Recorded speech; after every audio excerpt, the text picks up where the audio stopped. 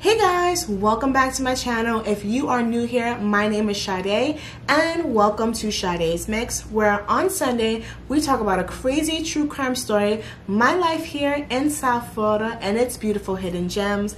And if any of that interests you, of course, don't forget to hit that subscribe button. And if you like this video or any other videos on my channel, go ahead and give it a thumbs up. Let's try to get this video to 10 likes. I think we could do that.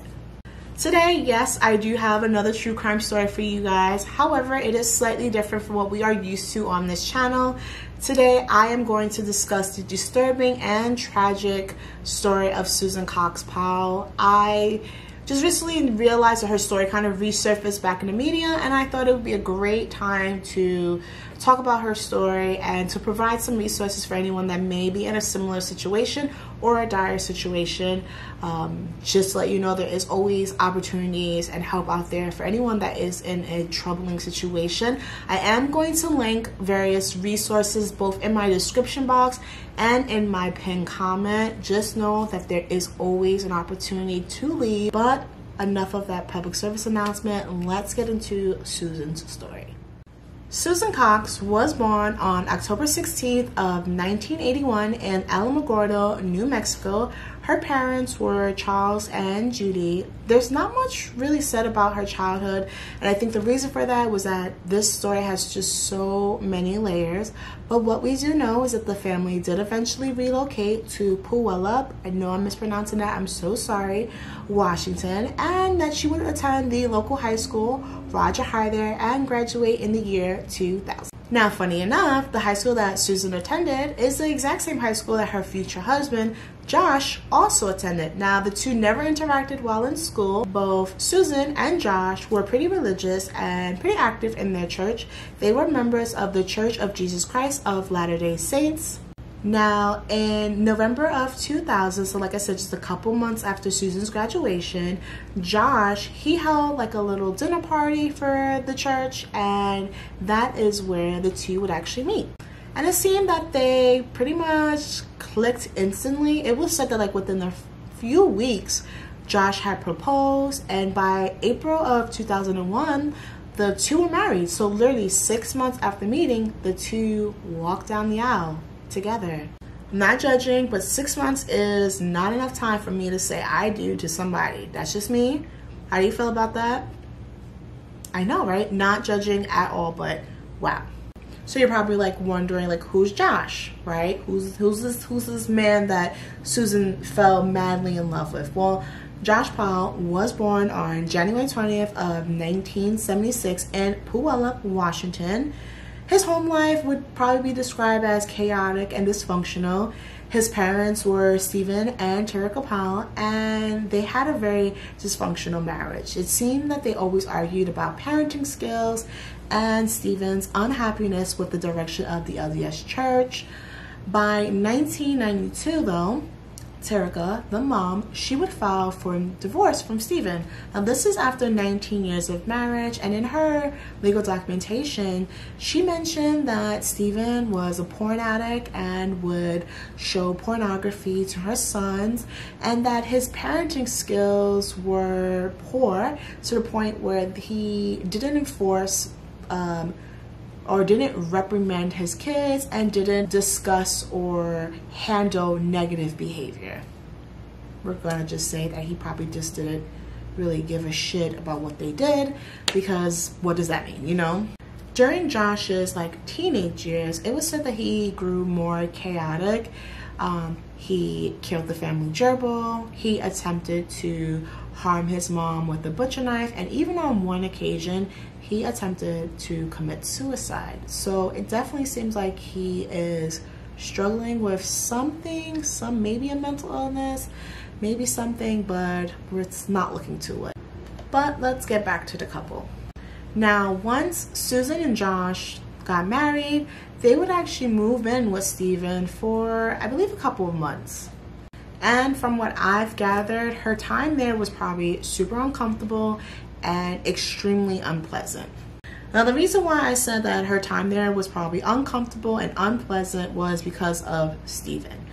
Stephen was a creep. I really want to use another word to describe Steven, but maybe creep is not the right word. We're going to use dirtbag for now, but that's also not the word I want to use. The reason why I say that is because Steven would follow Susan around the house with his camcorder, recording her all day. He would read her journals. He would steal her underwear. He would watch her while she was showering or getting dressed. He would take thousands of photos without her acknowledgement. He was literally stalking his daughter-in-law. Now get this. His fixation with Susan got so out of control to the point where he actually confessed. He confessed his love to Susan and was hoping that Susan would reciprocate his love. There's a recording. I will not play it for the channel. However, I will link it down in the description box down below, in which you hear Susan politely turning him down and explaining her role in his life. I am your daughter-in-law. I am with your son. How could you even have these thoughts about me? It's inappropriate. What are you thinking? And you hear Steven kind of like, I know that time when you brushed up on me that you felt this, and creepy creep. And I feel so bad for Susan to have to live in a situation like that where you're so uncomfortable. After Steven's little confession though, Josh and Susan, they would actually relocate to West Valley, Utah. Susan was making sure that she was putting a good amount of distance between creepy creep and herself, and who could blame her? Honestly, if I was in her shoes, I would have I would have been on the other side of the planet. Honestly, as far as I can get, to the point where like it makes it uncomfortable to come see me, you know?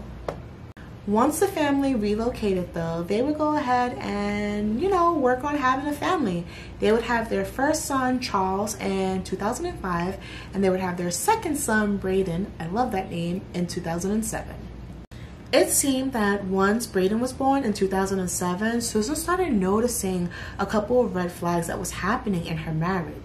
Now, this was a time before Facebook and MySpace and even texting, so a lot of what we know came from Susan's journals and email correspondence that she had with family and friends. In her journals and in the emails, Susan would express issues with the fact that Josh was still constantly in contact with Steven, even though Josh was well aware of Steven's inappropriate actions to her. She also mentioned that Josh no longer wanted to attend Sunday service, was no longer an active member in the church, and as you know, or as I've mentioned, Susan was a very active member in the church, and this truly bothered her.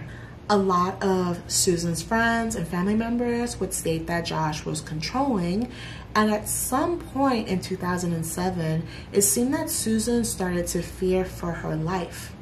So much so that in July of 2008, she would actually record this video. This is me, July 29th, 2008. It is 12:33 Mountain Time. Covering all my bases, making sure that if something happens to me or my family or all of us, that our assets are documented. Hope everything works out and we're all happy and live happily ever after as much as that's possible. On December 7th of 2008, Susan did not report to work, the boys did not show up for daycare, and no one was able to get in contact with Josh. Now, Terica, Josh's mom, she was actually the one that filed a missing persons report because the daycare had contacted her and informed her that the boys are missing, can't get in contact with mom and dad, like what's going on.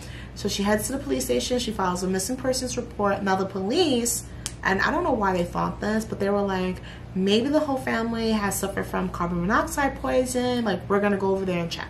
So the police, they quickly head over to the Powell's house, they get inside the house, they perform the wellness check, and they realize no one is home, no one is there. But they did notice that like Susan's wallet, her purse, that was still in the house, but the family was MIA. They did notice two large fans pointing at a wet spot on the couch, but at first glance, the police didn't think that was odd. So they're like, okay, well maybe the family will reappear, you know? eventually Josh and the boys, they do reappear sometime that evening, and the police are like, okay, where have you been? Like, we have been trying to get in contact with you and no one reported to work today. Where's Susan? Like, just asking them general questions. Now, I watched a few of the interrogation videos, and in the videos, he seems annoyed.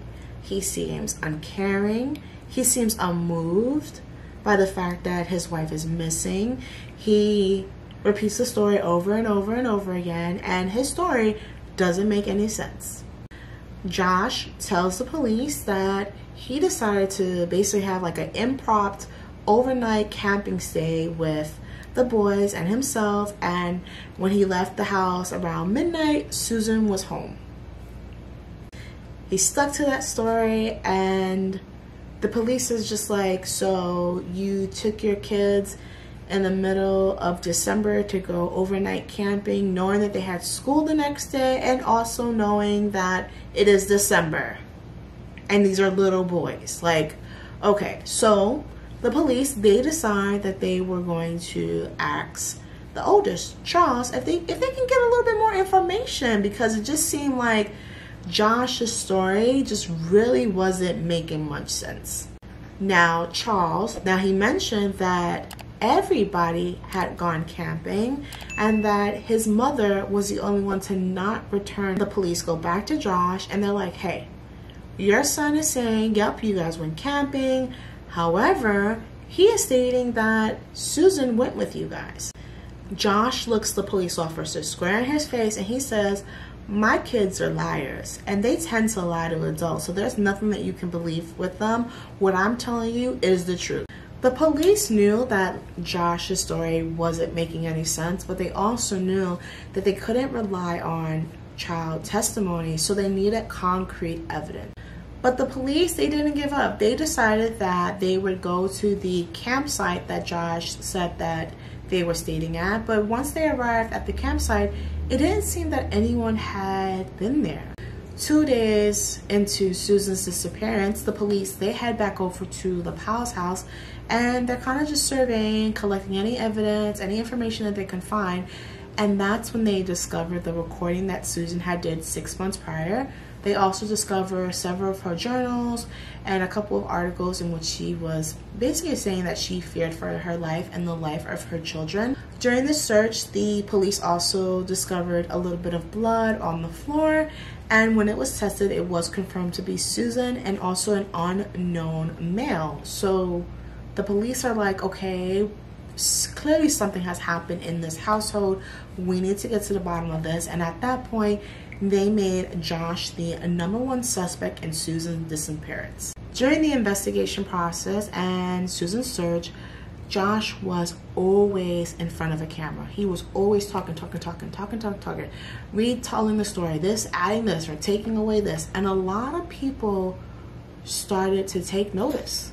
Now you see, a lot of people were saying they couldn't understand how a father would take his 2 small boys in the middle of December out camping overnight when at that exact same time there was a blizzard happening. Josh's story was not making sense, and more people were realizing something is just not right. Something is not right here. Then the investigation kind of, in my opinion, it lost control, right? So Josh, he started acting super suspicious the weeks after Susan's disappearance. Not only did he drain out her retirement plan, he basically packed up all his shit and moved back to Powell, Washington in the middle of an investigation for his missing wife. He also decided to get an attorney and stop working with the cops. If that don't sound like guilty, I don't know what does. Around the same time of Josh's departure, the Cox family, they decided to start a website for Susan and just to keep people in the loop of the investigation, what they found, what's going on. You know, as I mentioned, this is a time before Facebook, so they're just keeping people up to date and keeping her memory alive and keeping the investigation alive. This pissed Josh off. And I know it pissed Josh off because he does the unthinkable. Well, I mean, everything he does is unthinkable, but he does the unthinkable. He decides to start a smear campaign against the Cox's family, his sisters, and the LDS Church.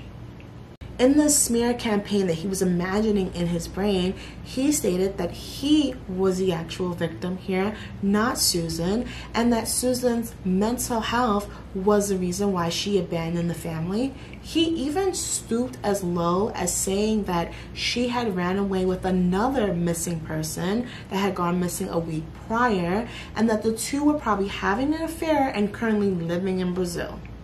Like, how low can you go? How disgusting can you be to be talking about your wife in this content, and the fact that your wife is missing, you're talking about her in this content, and you're not allowing her family to properly grieve or deal with the situation? Like, you are a dirtbag.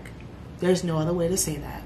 Susan's parents, Charles and Judy, they were not here for Josh's bullshit, right? They stood their ground and they fought back on all of his accusations that he was bringing up, and they decided to bring up some accusations of their own.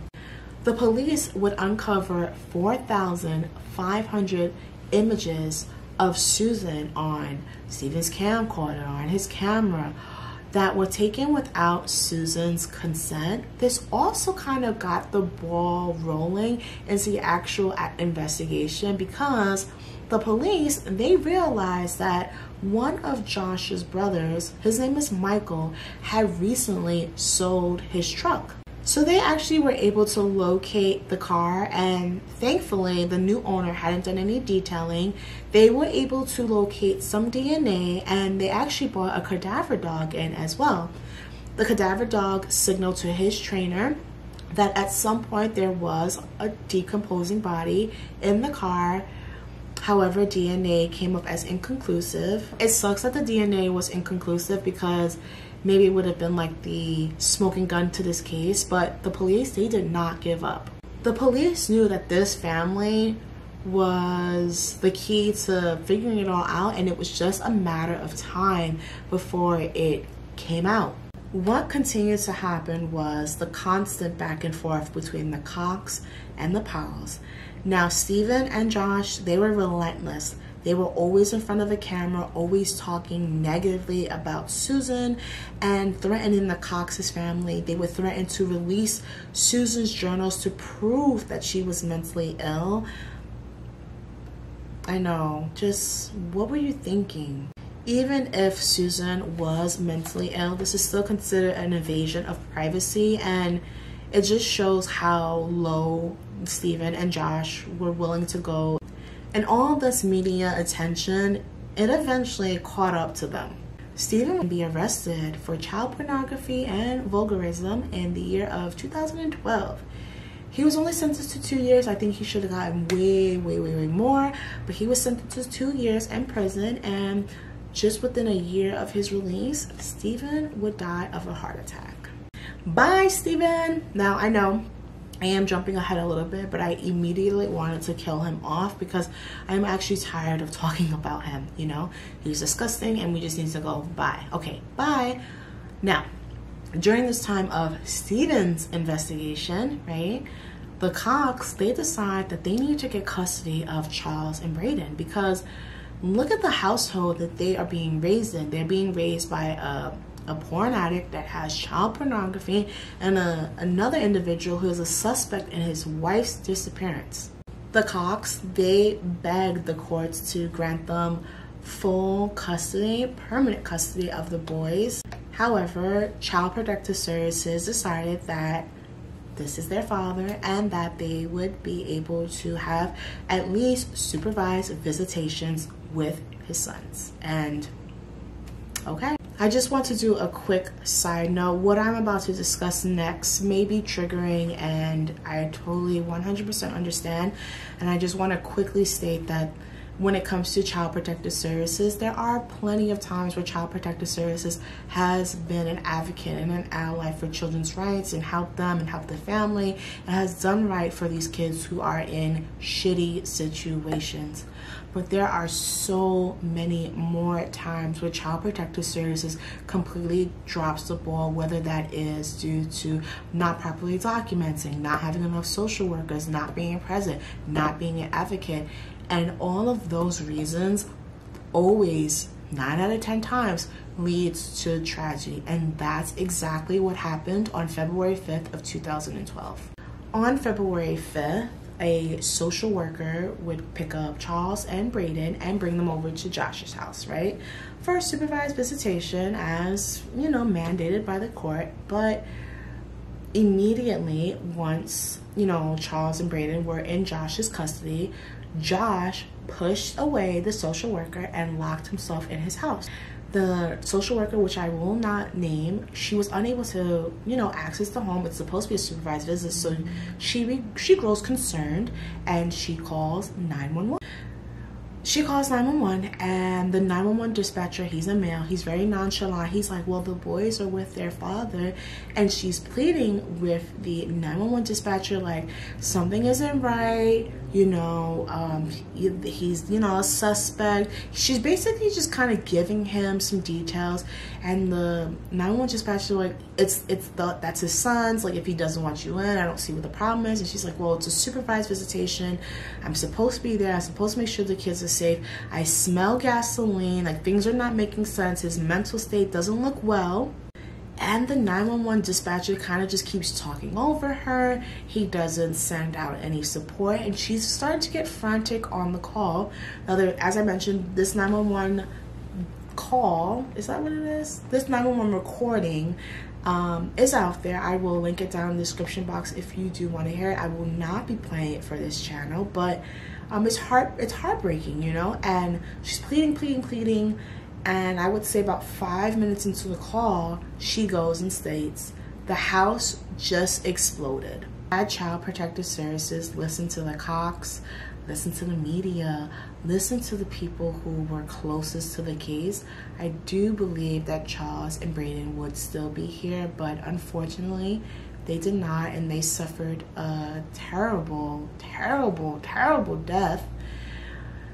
It was also said, you know, Stephen was still alive. I hate that I mentioned him again, but Stephen was still alive, and he was told while in prison what his son had did, and he showed no remorse. It's almost like he knew that this was going to happen. And just a year later, in March of 2013, Michael, the brother that sold the car, yeah, he committed suicide. The police, they were pretty sure that Michael was also another suspect in Susan's disappearance.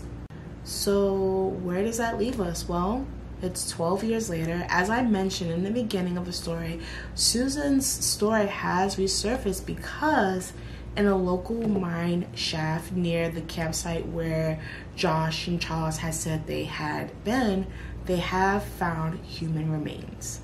Susan's father is actually in the process of trying to see if he can identify if these are Susan's remains, and I actually am hoping that these are Susan's remains so that the family could grieve and bury her next to her sons, which is just terrible. And that's where the story unfortunately ends for now. That is the terrible and sad story of Susan and her boys. This story is a roller coaster, and honestly, it is frustrating, to say the least. It's frustrating how Child Protective Services, you know, really dropped the ball here. And as I mentioned, there are so many stories like this out there where, you know, you hope to catch it before it happens, but it just, I don't know, it just doesn't happen. I hope that Susan's parents, her siblings, find closure. I hope that this is the end, you know, that this is Susan, so that they can properly bury her and lay her to rest so that they can have some peace.